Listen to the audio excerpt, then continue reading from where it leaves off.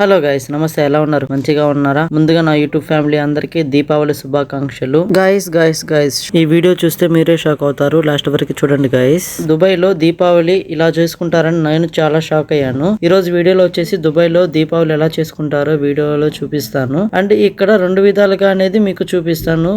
Festival of lights అంటే ఏంది and festival of crackers అంటే ఏంది అనేది రెండు చూపిస్తాను. చూడండి.